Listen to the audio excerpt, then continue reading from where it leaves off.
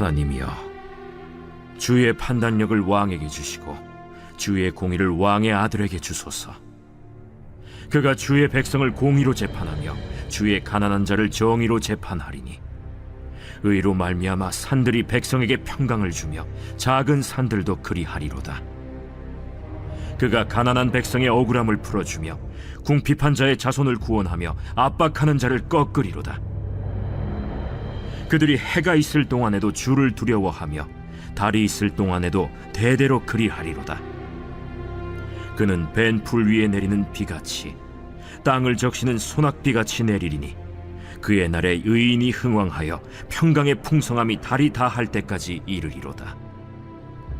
그가 바다에서부터 바다까지와 강에서부터 땅끝까지 다스리리니 광야에 사는 자는 그 앞에 굽히며 그의 원수들은 티끌을 핥을 것이며 다시스와 섬의 왕들이 조공을 바치며 스바와 시바 왕들이 예물을 드리리로다. 모든 왕이 그의 앞에 부복하며 모든 민족이 다 그를 섬기리로다. 할렐루야. 오늘 말씀 묵상에 함께 하신 여러분을 주님의 이름으로 환영하고 축복합니다. 오늘 하루도 말씀에 의지하여 승리하시기 바랍니다. 오늘 본문은 솔로몬이 지은 왕의 다스림 시편입니다. 유다를 잘 다스려야 할 왕으로서 왕에게 마땅히 있어야 할 중요한 것들을 만왕의 왕이신 하나님께 구하는 내용들이 나오는데요. 이 시편이 중요한 이유가 있습니다. 시편 72편 왕의 다스림 시편 말씀은 단순히 이 땅의 왕에 대한 이야기만이 아니라 메시아로서 이 땅에 오실 만왕의 왕이신 예수 그리스도의 모습을 예언적으로 보여주는 말씀이기 때문입니다. 예수님께서 어떤 모습으로 다스리시며 예수님께서 다스리시는 나라가 어떤 모습일지 예언적으로 보여주는 말씀이기 때문에 우리에게 더욱 중요한 겁니다. 오늘 본문을 메시아 예수 그리스도가 다스리시는 그 다스림의 관점에서 한번 볼 텐데요. 오늘 본문에서 중요하게 말씀하시는 내용이 무엇인지 한번 몇 가지로 말씀을 나누어 보도록 하겠습니다. 첫 번째는 왕이 다스리시는 기준입니다. 왕이 어떤 기준을 가지고 다스리는가? 본문 1절, 2절 보시면 그것은 공의와 정의입니다. 함께 1, 2절 말씀 보시겠습니다. 하나님이여 주의 판단력을 왕에게 주시고 주의 공의를 왕의 아들에게 주소서. 그가 주의 백성을 공의로 재판하며 주의 가난한 자를 정의로 재판하리니. 아멘. 솔로몬은 주의 판단력을 왕에게 주시고 주의 공의를 아들에게 주소서라고 구합니다. 왕에게 있어야 할 중요한 것은 판단력이고 또 주의 공의를 또한 달라고 구하는데요. 왜 판단력과 공의가 중요한가? 주의 백성을 공의와 정의로 재판하여야만 그 누구도 억울함이 없게 할 수 있기 때문에 그렇습니다. 여러분, 왕상 3장에 한 아이가 자기 아이라고 주장하는 두 여인 사이에서 진짜 어머니를 밝히는 솔로몬의 재판을 여러분 아시죠? 솔로몬은 당시 간절한 마음으로 하나님께 구하였고요. 하나님께서 지혜를 허락하셔서 정말 억울함이 없는 공의로운 재판을 해내어 생명을 살릴 수가 있었습니다. 바로 하나님께서 왕에게 그런 공의로 재판할 판단력이 있어야 한다는 겁니다. 3절도 보시면 의로 말미암아 산들이 백성에게 평강을 주며 작은 산들도 그리하리로다. 아멘. 왕이 공의로 판단하고 다스릴 때 생기는 그런 결과가 있는데 그게 바로 평강입니다. 오늘 본문에는 왕의 의 때문에 산들이 백성에게 평강을 준다라는 식으로 표현을 했는데요. 산들이 평강을 준다는 말이 무엇일까? 산이 어떻게 평강을 주겠습니까? 이는 은유적 표현입니다. 산이 무엇을 의미하는가 하면요. 산은 백성들이 사는 곳에 늘 언제나 변함없이 늘 그 자리에 서 있는 존재들입니다. 백성들의 모든 행동과 삶을 지켜보고 있던 존재, 사람들이 의롭게 행하였는지 아닌지 숨어서 불의를 행했다 할지라도 산은 모두 알고 있는 거죠. 그런 존재가 산입니다. 산은 바로 늘 언제나 그들 곁에 있어서 그들의 모든 행위를 보고 공의롭게 판단하실 수 있는 그런 하나님을 상징하는 겁니다. 그러니 그 산이 평강을 줄 수 있는 거죠. 공의롭게 재판하는 곳에, 그런 왕이 다스리시는 곳에 바로 하나님의 평강의 은총이 흘러 넘칠 것임을 표현한 것입니다. 평강을 주는 산과 같은 존재, 공의로 다스리시는 왕이 바로 우리의 예수님입니다. 그는 공의의 왕이시지만 또한 공의만 갖고 계시지 않았습니다. 예수 그리스도에게는 공의와 사랑이 흘러 넘쳤습니다.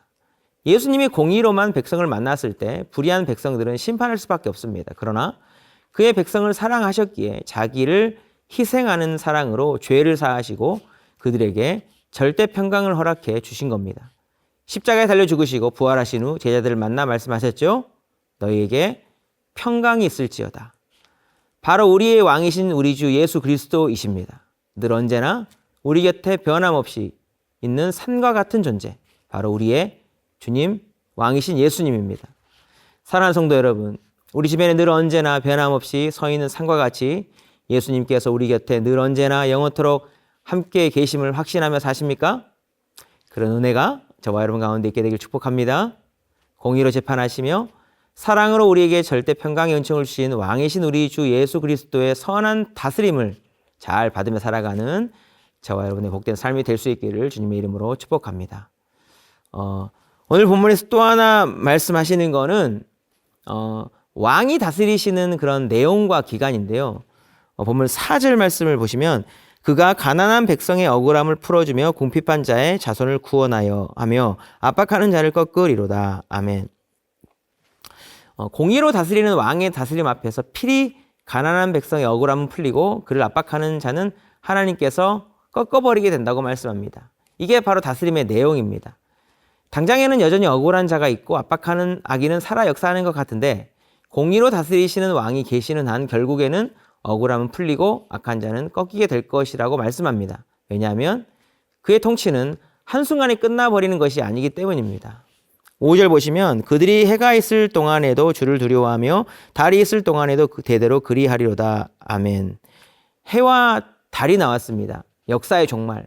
주님 다시 오실 때까지는 해와 달과 낮과 밤은 계속 존재할 것이죠. 결국 해와 달이 존재하는 한 공의로 다스리시는 하나님은 의인의 억울함을 그냥 내버려 두실 수 없고 악인의 악도 그냥 내버려 두실 수 없다는 겁니다. 반드시 메시아의 다스리심의 역사가 이루어질 것임을 비유를 들어 말씀하시는데요. 본문 6절을 보시면 그는 벤 풀 위에 내리는 비같이 땅을 적시는 소낙비같이 내리리니. 아멘. 하나님의 통치가 이 땅에 임하는 모습을 비의 이미지를 통해 설명하고 있습니다. 곡식을 다 추수한 뒤에 마른 집더미가 깔려있는 그곳에 비가 쫙 내리면 어떻게 됩니까? 모든 마른 풀들이 완전히 다 젖어버립니다. 마찬가지로 마른 땅에 순간 소나기가 쫙 내리면 또 어떻게 되나요? 순간 다 젖어버립니다. 하나님의 통치도 이와 같다는 겁니다. 여기저기 숨은 곳에 부리가 여전히 존재하는 것 같고 여전히 젖지 않은 풀, 마른 땅이 존재하는 것 같이 보이지만 그래서 메시아의 통치가 미치지 않는 곳이 있는 것 같지만 어느 순간 한순간에 비가 쫙 내리면 온 풀과 땅에 다 젖어버리는 것처럼 그렇게 하나님의 통치가 모든 곳에 영향을 미치게 될 것이라고 말씀하시는 겁니다. 그래서 결국 어떻게 되는가? 7절을 보시면 그의 날에 의인이 흥왕하며 평강의 풍성함이 달이 닿을 때까지 이르리로다. 아멘. 그의 날에 의인이 흥왕한다. 평강의 풍성함이 달이 닿을 때까지 이른다. 역사의 종말이 올 때까지 영원히 메시아가 다스림의 역사가 넘쳐난다는 겁니다. 저는 생각해 봤습니다. 이런 다스림의 역사가 어떤 모습으로 이 땅 가운데 임하게 되겠는가? 결국 복음이 이 땅의 편만해짐을 통해 오는 겁니다. 예수 그리스도를 믿고 하나님의 통치를 받는 사람이 이 땅에 더 많아질 때 일어나는 일이 되는 거죠. 복음이 전해짐을 통해 예수님의 다스리심이 전해지기 때문에 그렇습니다. 사랑하는 성도 여러분, 먼저 저와 여러분에게 복음이 찾아와 예수님의 통치를 받게 됐습니다. 그리고 우리는 복음 전하는 자의 사명을 왕으로부터 전해받은 사람들이 됐습니다. 저와 여러분 안에 예수님의 다스리심을 받는 은혜가 먼저 충만하길 바라고 우리의 복음을 전함을 통해서 이 땅에 하나님 나라가 충만히 임하게 되기를 주님의 이름으로 축복합니다. 메시아 예수 그리스도가 다스리는 하나님 나라는 영원히 거하게 될 것입니다. 아멘. 오늘 본문 내 마지막에서 볼 것은 메시아 왕의 다스림의 그 범위에 대한 부분인데요.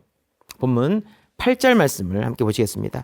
그가 바다에서부터 바다까지와 강에서부터 땅끝까지 다스리리니. 아멘. 바다에서부터 바다까지 또 강에서부터 땅끝까지 다스리실 것이라고 말씀합니다. 바다에서부터 바다까지 강에서부터 땅끝까지 다스린다는 것은 그 지역이 바다이든 육지이든 왕의 다스림의 손이 미치지 않는 곳이 한 군데도 없다는 것을 강조하여 말하는 거예요. 다음 절에는 그 다스림의 범위와 지역을 더 구체적으로 지목해서 말씀해 주시는데요. 9절 말씀을 보시면 광야에 사는 자는 그 앞에 굽히며 그의 원수들은 티끌을 핥을 것이며. 아멘. 광야가 나오죠. 사막 같은 곳, 사람이 거의 가지 않는 곳. 그래서 통치의 영향이 없을 것 같은 그런 광야에서도 심판이 행해지고 있다는 의미입니다. 10절도 보시면 다시스와 섬의 왕들이 조공을 바치며 스바와 시바 왕들이 예물을 드리리로다. 아멘.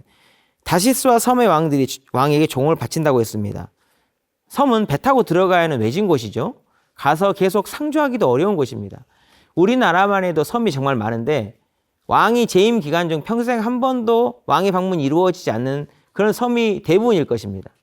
혹시 방문이 이루어지더라도 잠시 머물다가 가는 곳이겠죠. 그런 곳인데도 왕의 통치에 영향력이 다 미치고 있다는 것을 강조하는 겁니다. 결론적으로 11절을 보시겠습니다. 모든 왕이 그의 앞에 부복하며 모든 민족이 다 그를 섬기리로다. 아멘. 왕의 통치 범위가 모든 왕, 모든 민족에게 미쳐서 그들이 엎드리며 섬기게 될 것이라고 말하고 있습니다. 이런 완전한 통치의 모습을 우리 몸에 비유해 설명해 볼 수 있겠는데요.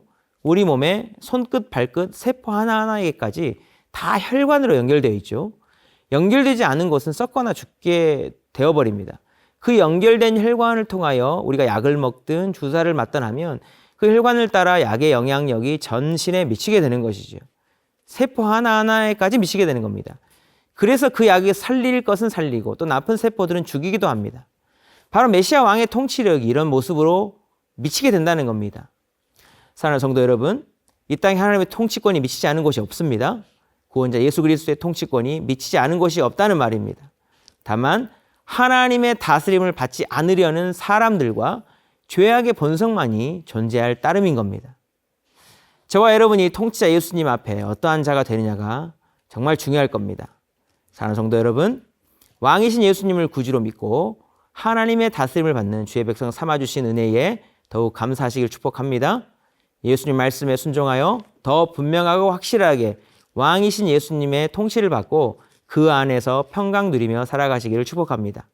무엇보다 예수님이 이 땅을 복음으로 다스리시기 위해서 우리에게 남겨두신 가장 중요한 말씀들, 땅끝까지 복음을 전하고 모든 민족을 제자로 삼으라는 말씀에 순종하여 열방이 예수님의 통치를 받게 되는 복된 일에 순종하며 쓰임받는 저와 여러분, 우리 상당교회 될 수 있게 되기를 주님의 이름으로 축복합니다.